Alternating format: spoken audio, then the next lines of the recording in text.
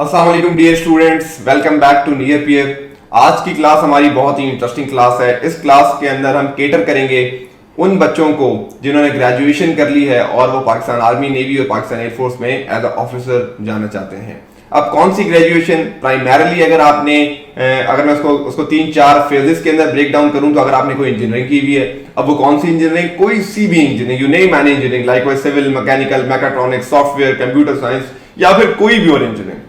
इसके अलावा अगर कोई डॉक्टर है, उसने एमबीबीएस किया हुआ है, और अगर एमबीबीएस के साथ साथ उसने स्पेशलाइजेशन की हुई है, एफसीपीएस, एफआरसीएस, तो क्या ही बात है। इसके साथ साथ अगर किसी स्टूडेंट ने, किसी कैंडिडेट ने, किसी प्रोस्पेक्टिव कैडेट ने अगर जो है वो बिजनेस की कोई डिग्री की हुई है, likewise BBA, MBA, BS social sciences, BS in humanities या इस तरीके की कोई भी और डिग्री, और वो पाकिस्तान की या किसी भी फॉरेन किसी भी यूनिवर्सिटी से की हुई हो, likewise LUMS, IBA, NUST, LSC and CBM in Karachi, इस तरीके से, तो उन लोगों के पास क्या अपॉर्चुनिटीज हैं। और इनके साथ साथ वो बच्चे जिन्होंने नॉर्मल बैचलर्स किया हुआ है, likewise bachelors from Punjab University, Sindh University, University of Balochistan या कहीं भी और से बैचलर्स इन एजुकेशन या फिर मास्टर्स इन लाइकवाइज सब्जेक्ट्स, जो इस्लामियात हो गया, आपके पास इंग्लिश हो गया, उर्दू हो गया, केमिस्ट्री, फिजिक्स, इस तरीके की कोई भी आपने बैचलर्स लेवल की अगर डिग्री की हुई है, तो उन स्टूडेंट्स के पास क्या क्या अपॉर्चुनिटीज हैं पाकिस्तान आर्मी, नेवी और एयरफोर्स में जाने के लिए। तो इस वीडियो के अंदर हम डिटेल में डिस्कस करेंगे कि किस क्वालिफिकेशन के अगेंस्ट आप किस फील्ड में जा सकते हैं, कौन सी फोर्स के अंदर, उसका क्या क्या एलिजिबिलिटी क्राइटेरिया है, उसकी टेस्टिंग मेथोडोलॉजी क्या है, उनका टेस्ट फ्लोज क्या है। तो let's start our today's class. सबसे पहले हम बात करेंगे कि हमारे पीएमएल लॉन्ग कोर्स की। अब जैसे ही पीएमएल लॉन्ग कोर्स का नाम आता है तो स्टूडेंट्स के दिमाग में एक चीज अचानक से उठती है कि यार पीएमएल लॉन्ग कोर्स में तो इंटरमीडिएट के बाद जाया जाता है या ए लेवल्स के बाद, तो ये ग्रेजुएशन की बात कैसे आ रही है, समझ में नहीं आई थोड़ी सी। हाँ जी, तो पीएमएल लॉन्ग कोर्स प्राइमरीली जो है वो इंटरमीडिएट के बाद स्टूडेंट जा सकते हैं, या अगर कोई इंटरमीडिएट के बाद कोई किसी बच्चे ने लॉन्ग कोर्स में अप्लाई नहीं किया और उसने ग्रेजुएशन कर ली या वो ग्रेजुएशन कर रहा है, तो अब उसका ख्याल आया, अब वो मोटिवेट हुआ पाकिस्तान आर्मी के लॉन्ग कोर्स को ज्वाइन करने के लिए, तो वो भी एलिजिबल है। ऑल्दो ये बात बहुत ही कम स्टूडेंट्स को जो है वो पता होती है कि अगर मैंने ग्रेजुएशन कर ली है या मैं कर रहा हूं तो क्या मैं एलिजिबल हूं पाकिस्तान आर्मी को थ्रू लॉन्ग कोर्स ज्वाइन करने का या नहीं। तो जी हाँ, आप भी ज्वाइन कर सकते हैं। नाउ लेट्स सी, वही वाला तरीका है सारा का सारा कि पीएमएल लॉन्ग कोर्स जिस तरीके से एक साल में 2 बार इंडक्शन होती है, तो दोनों बार ग्रेजुएशन की बेसिस के भी एलिजिबल है। अब लेट्स सी कि इनका एलिजिबिलिटी क्राइटेरिया क्या है।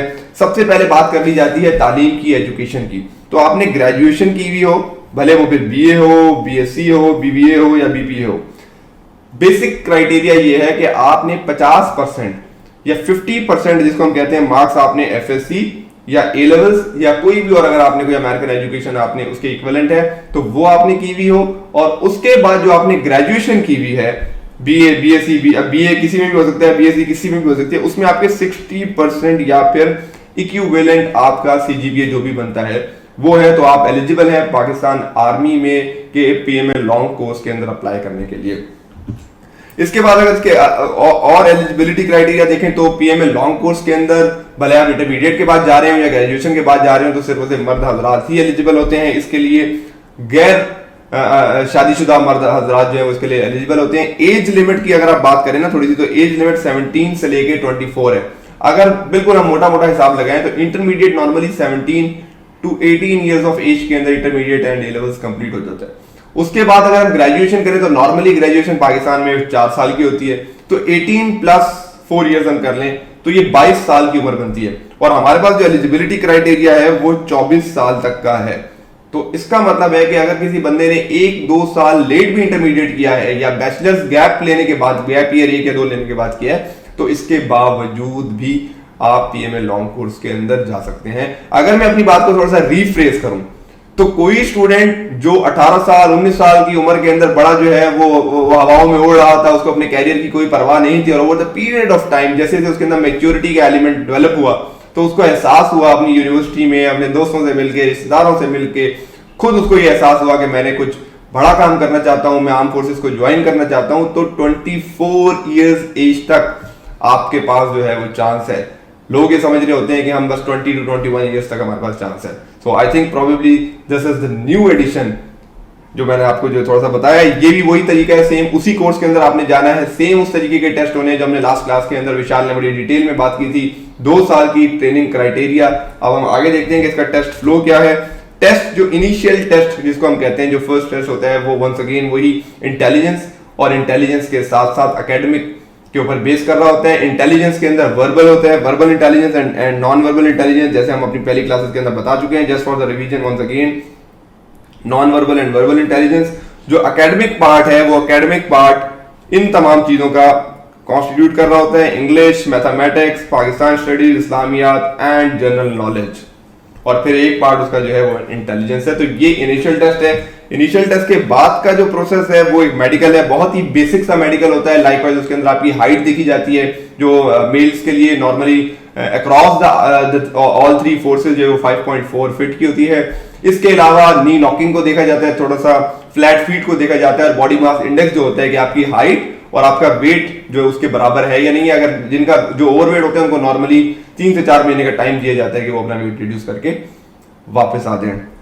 इसके बाद जो बंदा मेडिकल भी क्लियर कर लेता है, उसका फिर एक फिजिकल एग्जामिनेशन होता है। फिजिकल एग्जामिनेशन के अंदर 1.6 किलोमीटर या फिर ये 1 माइल भी बनता है, 1 मील या फिर 1.6 किलोमीटर जो है वो भागना होता है ऑलमोस्ट 8 मिनट्स के अंदर। 15 पुशअप्स, 20 सिटअप्स और 3 चिनअप्स। सिटअप्स क्या होते हैं, जैसे उठक बैठक भी जिसको सादी उर्दू के अंदर कहा जाता है। चिनअप्स क्या होते हैं, चिनअप्स कहते हैं कि आप अपनी गर्दन के पीछे हाथ रखें और जो फिर टांगे जमीन पे लगा के इस तरीके से उठते बैठते हैं, इसको चिनअप्स कहते हैं।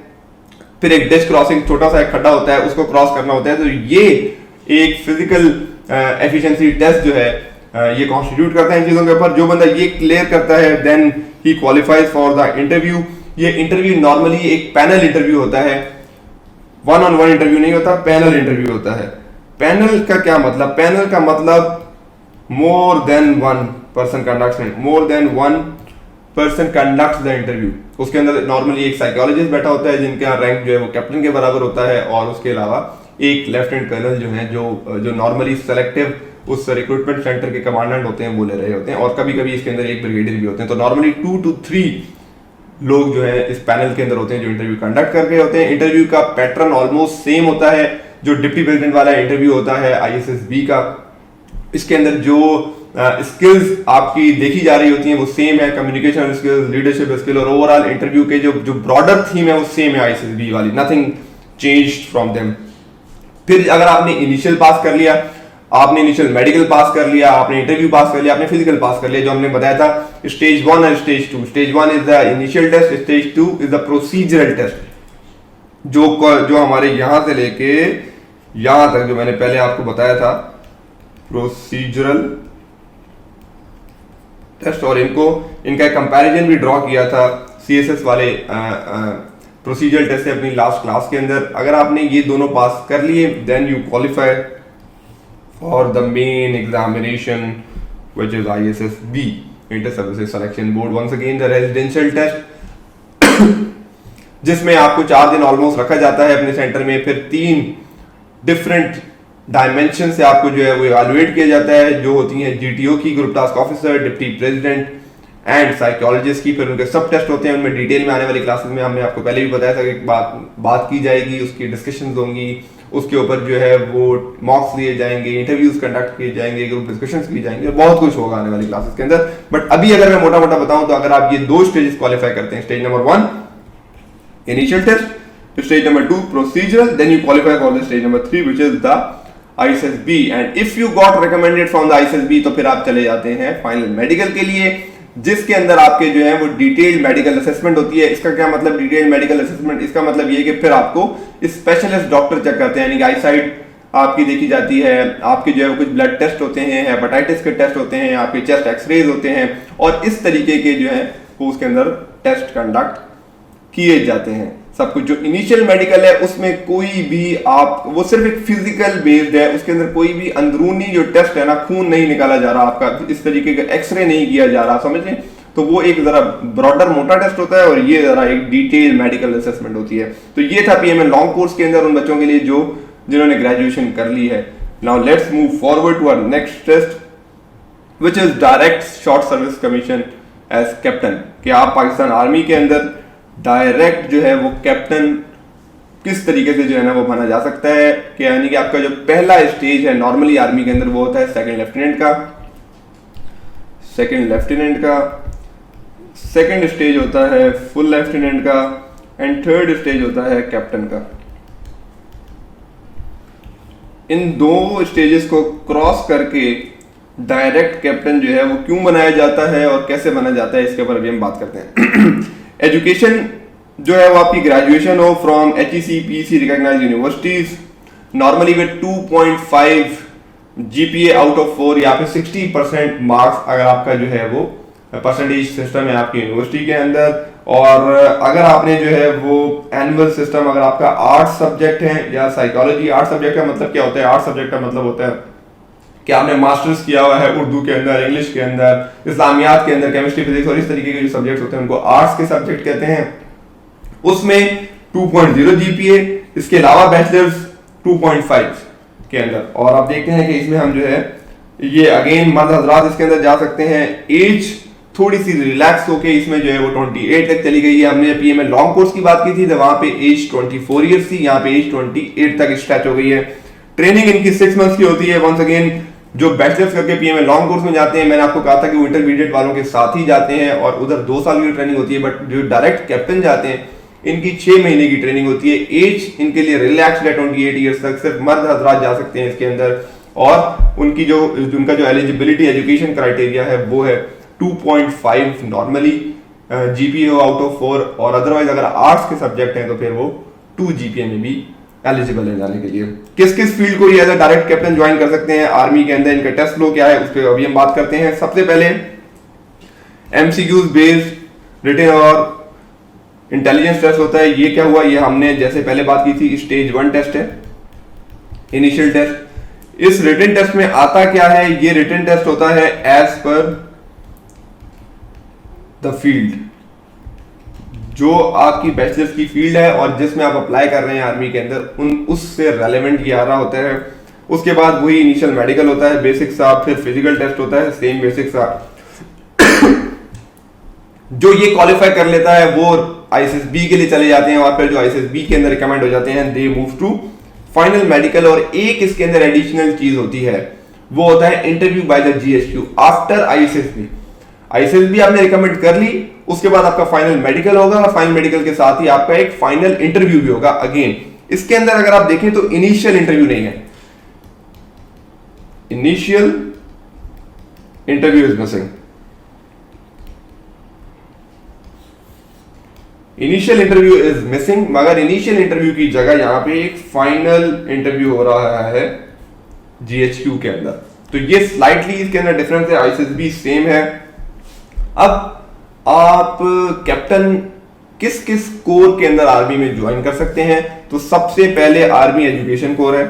आर्मी एजुकेशन के अंदर BS आपने 4 इयर्स का किया हो या आपने MA किया हुआ हो, MSc की हुई हो, किसमें, मैथमेटिक्स में, फिजिक्स में, कंप्यूटर साइंस में, इंग्लिश में, उर्दू में, हिस्ट्री में, पॉलिटिकल साइंस में, इकोनॉमिक्स में, इस्लामिक स्टडीज में, मैनेजमेंट साइंसेज में, ज्योग्राफी में या अरेबिक में। तो यहां से आप देख लें कि बैचलर्स की कितनी ज्यादा जो है वो फील्ड सिर्फ एक कोर के अंदर एलिजिबल है। Next is corps of ordnance. इसके अंदर आपने जो है वो BE की हो या BS की इंजीनियरिंग की हो या बैचलर्स किया हो मेटलर्जी में, टेक्सटाइल इंजीनियरिंग आपने की हुई हो, लेदर टेक्नोलॉजी की हुई हो, प्लास्टिक इंजीनियरिंग की हुई हो, केमिकल इंजीनियरिंग की हुई हो या प्लास्टिक इंजीनियरिंग की हो, ये लोग कोर ऑफ ऑर्डिनेंस के लिए एलिजिबल हैं। If you move forward to next one, तो that is joining Pakistan army as a psychologist. तो इसके अंदर आपने की हुई होनी चाहिए MSc साइकोलॉजी 4 इयर्स की।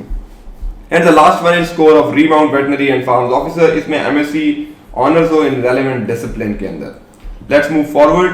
अब देखते हैं कि आर्मी के अंदर रिसेंटली अगर आप लोगों ने देखा हो तो एक कॉन्सेप्ट आया है हाइब्रिड वॉरफेयर का, या 5th जनरेशन वॉरफेयर भी कहा जाता है। हाइब्रिड वॉरफेयर या 5th जनरेशन वॉरफेयर, इसके ऊपर हम डिटेल में बात करेंगे क्योंकि ISSB में बहुत सारे टॉपिक्स, ग्रुप डिस्कशन के इस तरीके के टॉपिक्स होते हैं, इस तरह की बात की जाती है डिप्टी प्रेसिडेंट के इंटरव्यू के अंदर। तो हाइब्रिड वॉरफेयर और 5th जनरेशन वॉरफेयर का हम डिटेल के अंदर एनालिसिस करेंगे, इसके ऊपर पढ़ेंगे ये क्या है, ये कॉन्सेप्ट कहाँ से आया, पाकिस्तान और इंडिया के केस में ये कॉन्सेप्ट कितना ज्यादा वैलिड है। तो इसमें हम आने वाली क्लासेस में बात करेंगे। मगर अगर मैं आपको एक ब्रॉडर इसका एक ओवरव्यू दूं तो पाकिस्तान आर्मी ने अभी अपना डिटेल एक नया पूरी की पूरी एक फील्ड बना दी है लेफ्टिनेंट जनरल के अंदर IT टेक्नोलॉजीज, जो हमारे आसिफ गफूर साहब थे जब वो मेजर जनरल थे और पाकिस्तान ने इंडिया के जहाज़ों को गिराया और उनको चाय पिलाई उनके स्क्वाड्रन लीडर को। तो उसके बाद से ये पाकिस्तान आर्मी ने एक इनिशिएटिव लिया और इस इनिशिएटिव के को जो लीड किया वो मेजर जनरल देन और अब जो लेफ्टिनेंट जनरल आसिफ गफूर साहब हैं वो इसको लीड कर रहे हैं, IT वाले पूरे के पूरे सेगमेंट को पाकिस्तान आर्मी के। तो अभी इन्होंने सिग्नल कोर के अंदर भी डायरेक्ट कैप्टन लेना शुरू कर दिए और उनको कहा क्या जाता है, उनको कहा जाता है information communication and technology officers, information communication and technology officers. तो इसमें अब हम देखते हैं कि कौन कौन सी आपने अगर बैचलर्स किया हुआ हो किस किस चीज के अंदर तो आप जा सकते हैं और क्या क्या एलिजिबिलिटी क्राइटेरिया है। So let's begin.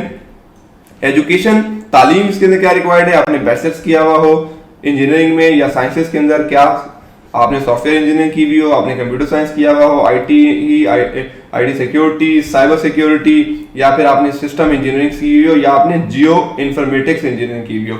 और इसके अंदर अगर आपने मास्टर्स किया हुआ है MS या MSc इन्हीं तमाम फील्ड के अंदर, सॉफ्टवेयर के अंदर, कंप्यूटर साइंस के अंदर, साइबर सिक्योरिटी के अंदर, सिस्टम इंजीनियरिंग के अंदर, जियो इन्फॉर्मेटिक्स के अंदर, तो आपको आर्मी बड़ा बड़ा लिख के देती है कि अगर आपने मास्टर्स किया हुआ है तो मास्टर्स वाले बंदे को एज मिलेगा, थोड़ा सा उसको फायदा मिलेगा बैचलर्स वाले के ऊपर। बट बैचलर्स वाले भी एलिजिबल बैचलर्स वाले ही हैं, मगर अगर मास्टर्स किया हुआ है तो आपको थोड़ा सा उसके ऊपर बेनिफिट जो है वो मिल जाएगा। इसमें कौन लोग जा सकते हैं, इसमें वंस अगेन मर्द हजरात जा सकते हैं। उम्र की उनकी रिलैक्सेशन जो है वो 28 साल है, 28 ईयर्स तक के मर्द हजरात जिन्होंने बैचलर्स या मास्टर्स किया हुआ हो software, computer science, geo informatics, cyber security के अंदर और भी जो मैंने जिस तरीके से बताई IT वगैरह के अंदर, तो वो लोग एलिजिबल हैं पाकिस्तान आर्मी में एज अ डायरेक्ट कैप्टन जाने के। सिग्नल कोर के अंदर उनको क्या कहा जाता है, उनको कहा जाता है ICNT officer, information communication and technology officers. Training in लोगों की 6 महीने होती है पाकिस्तान मिलिट्री एकेडमी काकूल के अंदर। टेस्ट फ्लो इनका क्या होता है, लेट्स डिस्कस। टेस्ट जो है वो वंस अगेन इनिशियल टेस्ट जो होता है, स्टेज 1 का टेस्ट जिस तरीके से हमने बात की थी, स्टेज 1 टेस्ट उसमें इंटेलिजेंस होता है, intelligence once again verbal and non verbal intelligence, और फिर degree level academic test. Cyber security वाला साइबर सिक्योरिटी से रिलेटेड उसका जो है वो पूरा का पूरा इनिशियल टेस्ट आएगा। कंप्यूटर साइंस वाले का, सॉफ्टवेयर वाले का उस तरीके का रिस्पेक्टिव अपनी अपनी डिग्री के हिसाब से टेस्ट लिया जाएगा। उसके अलावा बड़ा बेसिक सा मेडिकल होगा और फिर बेसिक सा फिजिकल होगा।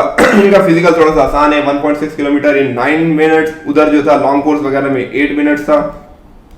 10 पुशअप थे, वहां पे 15 पुशअप थे। 10 सिटअप से वहां पे जो है वो 15 थे, यहाँ पे 3 चिनअप थे। तो थोड़ा सा रिलैक्स्ड है क्योंकि उम्र का तकाजा है, जैसे जैसे उम्र बढ़ती जाती है तो उस तरीके से फिजिकल फिटनेस इंसान अपनी कंपैरेटिवली लूज कर रहा होता है, तो थोड़ा सा फिजिकल जो है वो कंपैरेटिवली इजी है। इफ यू मूव फॉरवर्ड, जो लोग ये कर लेते हैं वो फिर एक मेजर एग्जामिनेशन ISSB के लिए रूट हो जाते हैं और ISSB क्लियर करने के बाद once again final medical and interview by the GSP। यहाँ पे आप अगर फिर एक बात नोट करें तो यहाँ पे इनिशियल इंटरव्यू नहीं था और इनिशियल इंटरव्यू की जगह final interview by the GHQ यहाँ पे लिया जा रहा होता है। तो ये था selection criteria in Pakistan army as a captain for ICNT officer, information communication and technology officer. So let's move forward towards the next degree program. Next degree program बड़ा इंटरेस्टिंग है for ये जो हमारे होते हैं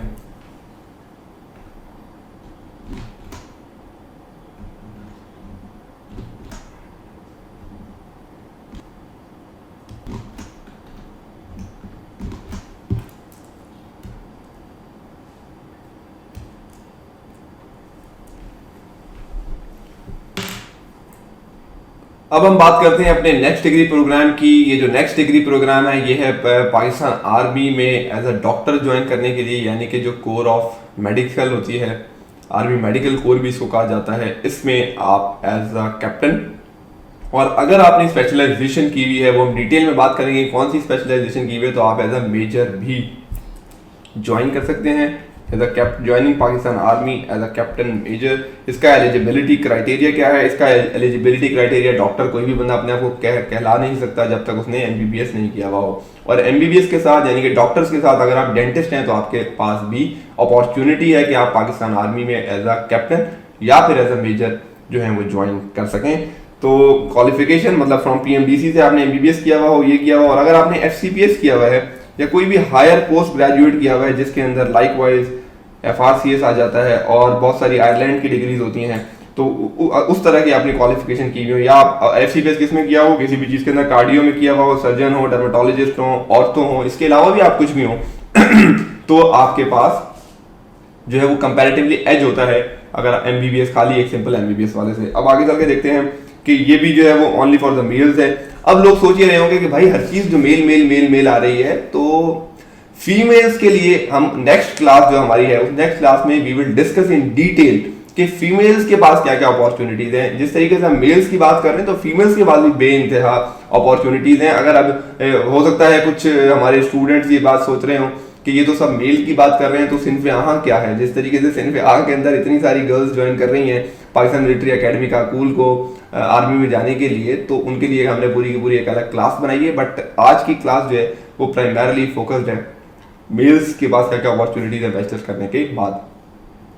एज लिमिट जो है वो 28 ईयर्स है, रिलैक्सेबल अप टू 35 होती है। कब रिलैक्स होती है? जब आपने स्पेशलाइजेशन कोई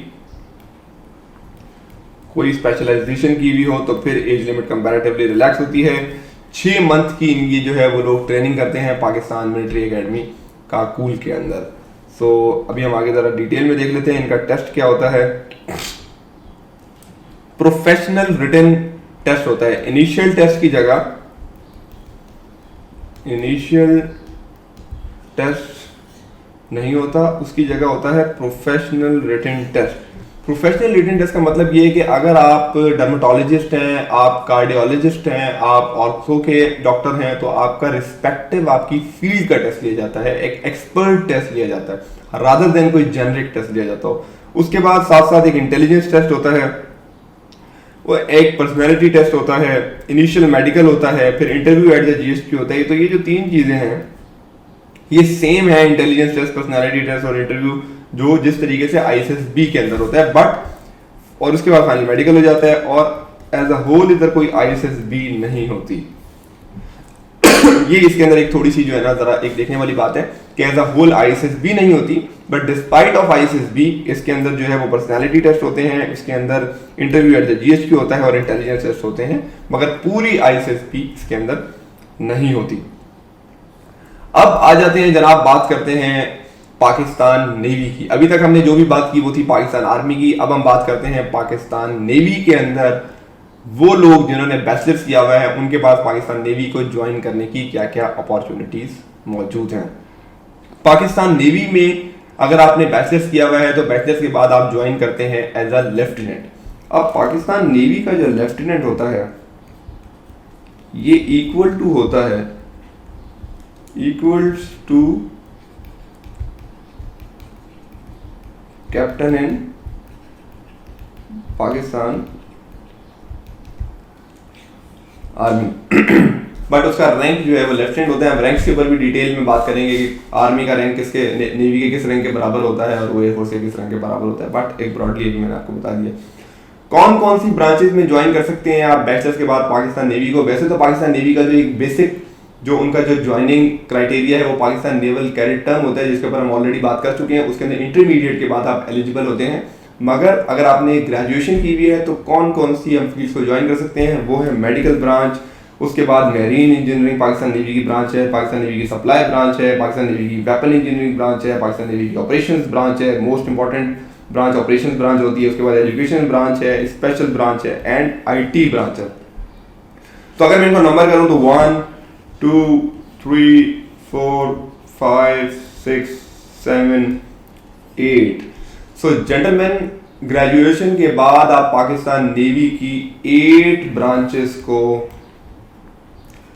ज्वाइन कर सकते हैं।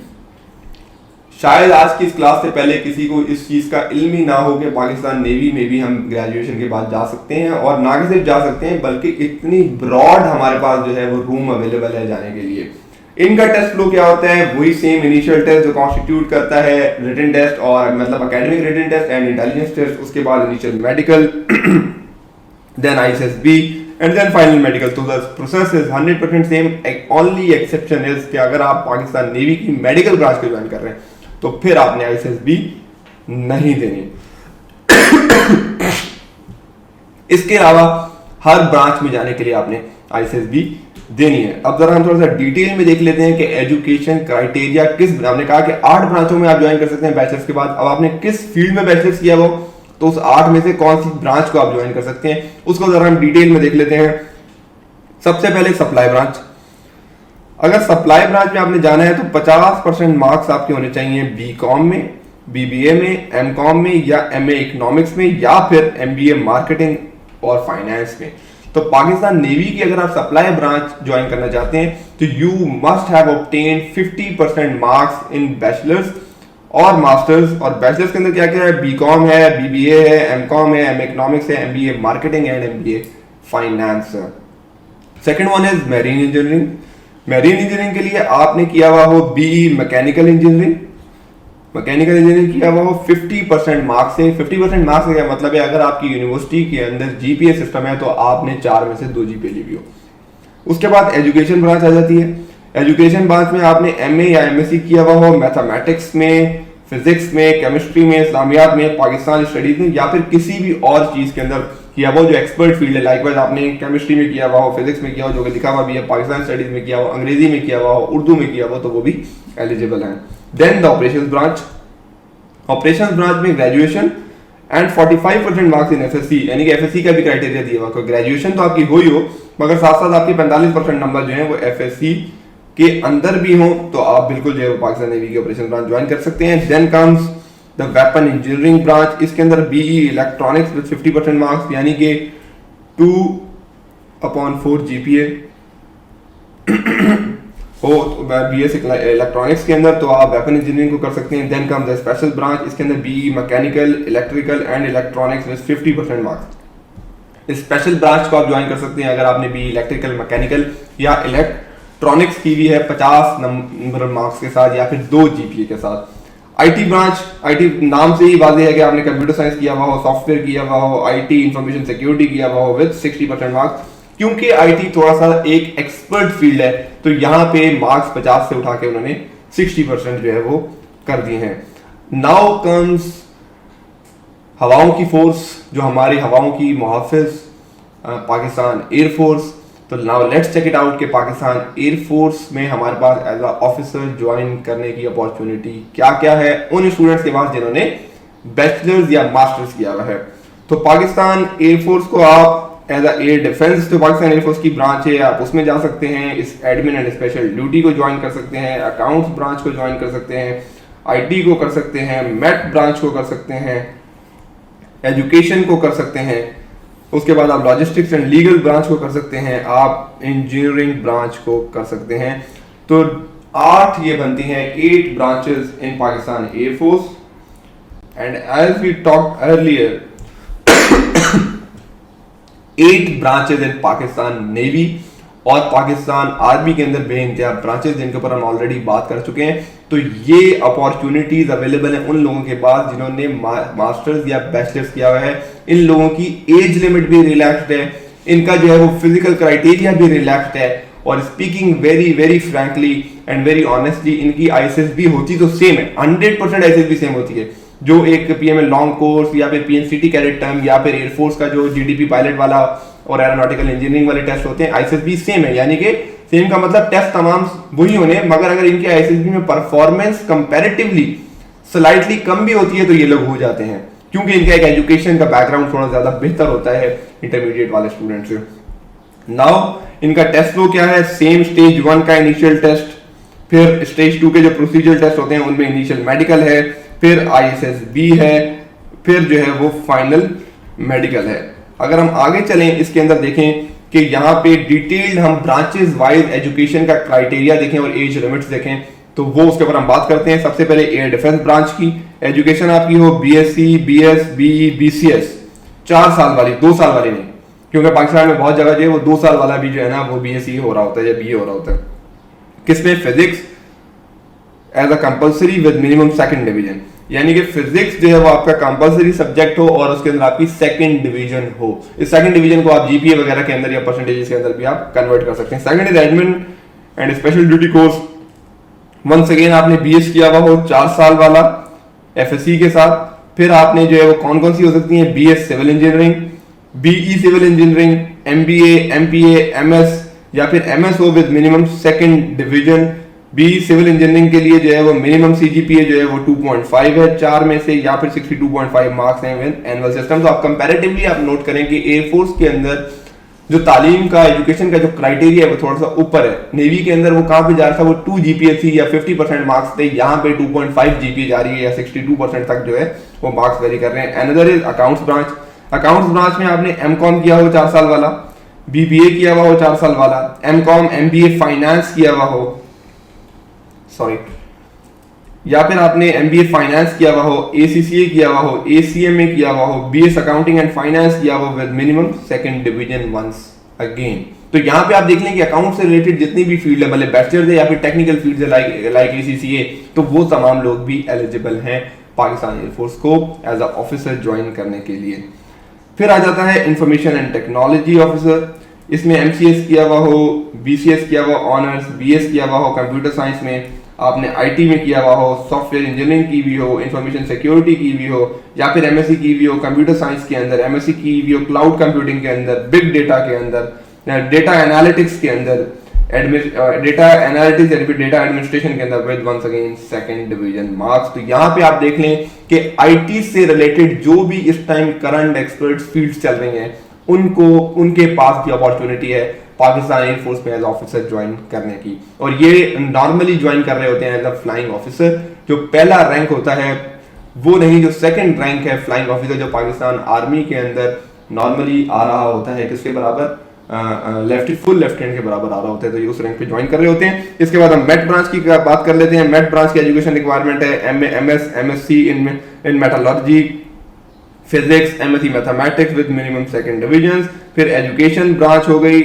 एजुकेशन ब्रांच के अंदर आपने मैनेजमेंट साइंसेस की भी हो, एमबीए किया हुआ हो, एमएस किया हुआ हो, एमफिल किया हुआ हो in human resource management, management sciences में किया हुआ हो, बैचलर्स प्रोजेक्ट मैनेजमेंट में किया हुआ हो, मैथमेटिक्स के अंदर आपने एमएससी या एमफिल किया हुआ हो, इंटरनेशनल रिलेशंस आईआर जिसको हम कहते हैं उसमें आपने एमएस एमफिल किया हुआ हो, आपने इस्लामियात में एमए किया हुआ हो, आपने साइकोलॉजी के अंदर एमए एमएससी 4 साल वाला या फिर बैचलर्स किया हुआ हो, तो आप एलिजिबल हैं। You name any degree, you are eligible to join Pakistan armed forces. Then comes the engineering branch.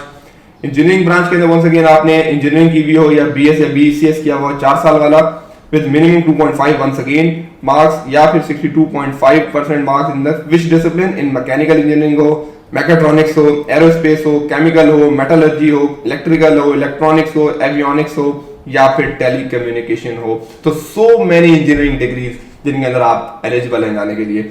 Now comes the logistics branch. इस लॉजिस्टिक्स ब्रांच के अंदर आपने बीबीए किया हुआ, लॉजिस्टिक्स नाम से ही है वादे है कि आपने सामान की मैनेजमेंट करनी है, तो इसके अंदर आपने बीबीए किया हुआ हो सप्लाई चेन, मार्केटिंग, फाइनेंस में, बीएस किया हुआ हो कंप्यूटर साइंस में, आईटी में बीसीएस किया हुआ हो या बीएस इकोनॉमिक्स किया हुआ हो, स्टैटिस्टिक्स किया हुआ हो, या फिर बैचलर्स इन बीई की भी हो किसी भी डिसिप्लिन के अंदर, एक्सेप्ट सिविल इंजीनियरिंग यहाँ पे अलाउड नहीं है। इसके अलावा कोई भी इंजीनियरिंग की डिग्री आपने की भी हो तो you are eligible to join logistics branch of Pakistan air force. And the last one is the legal branch. Legal branch के अंदर लीगल का नाम ये है कि वकालत की भी हो, एलएलबी की भी हो, अगर आपने विद सेकंड डिवीजन और पाकिस्तान या पाकिस्तान से बाहर कहीं से भी की भी हो, यहाँ पे अगर आपका प्रैक्टिकल एक्सपीरियंस है या आपने बार एट लॉ किया हुआ है जिसको हम बैरिस्टर कहते हैं, तो आपको कंपैरेटिवली एज मिलेगा उन लोगों के ऊपर जिन्होंने खाली एलएलबी की भी हो। नीचे वाली जो 3-4 ब्रांचेस थी, मेट थी, एजुकेशन थी, इंजीनियरिंग थी, लॉजिस्टिक्स ब्रांच थी और लीगल थी, इनके लिए एज लिमिट 21 से लेके 30 तक है। और जो ऊपर वाली ब्रांचेस हैं, air defence, admin and special duty, accounts और इंफॉर्मेशन टेक्नोलॉजी, यहाँ पे एज लिमिट और ज्यादा स्ट्रेच्ड है, 18 साल से लेके 30 साल तक वेरी करती है। टेस्ट फ्लो इनका क्या है? टेस्ट फ्लो इनका जो है वो सेम है। पहला स्टेज 1 टेस्ट, इनिशियल टेस्ट, जिसके अंदर रिटन टेस्ट और इंटेलिजेंस टेस्ट होता है। फिर जो है वो initial interview, second stage test, फिर initial medical, second stage test, फिर जो है वो ISSB और then the combined medical board, जिसको हम फाइनल मेडिकल का नाम यहाँ पे कंबाइंड मेडिकल बोर्ड होता है एयरफोर्स के अंदर। मर्द हजरात जा सकते हैं। ट्रेनिंग इनकी 24 वीक्स की होती है फॉर ऑल फील्ड और एयर डिफेंस के अंदर की होती है। 24 वीक्स का मतलब ऑलमोस्ट 6 मंथ होते हैं। एक बात मैं यहाँ पे क्लैरिफाई करना चाहता हूँ, विशाल ने अपनी लास्ट क्लास के अंदर बड़े अच्छे से बताया था कि एक मिथ है तमाम पाकिस्तानियों के अंदर कि यार हम फोर्सेस ज्वाइन नहीं कर सकते अगर हमें चश्मा लगा हुआ है। तो यहाँ पे मैं ये बात क्लैरिफाई करता चलूं कि आपको भले चश्मा लगा हुआ है, आप पाकिस्तान आर्मी, नेवी और एयरफोर्स की तमाम ब्रांचों के अंदर एलिजिबल हैं, आप जा सकते हैं, आप एज ऑफिसर ज्वाइन कर सकते हैं, एक्सेप्ट जीडीपी यानी कि जिसको हम कहते हैं जनरल ड्यूटी पायलट, आप वो नहीं बन सकते। जीडीपी के लिए रिक्वायरमेंट है कि आपकी 6x6 आपकी नजर हो विदाउट ग्लासेस।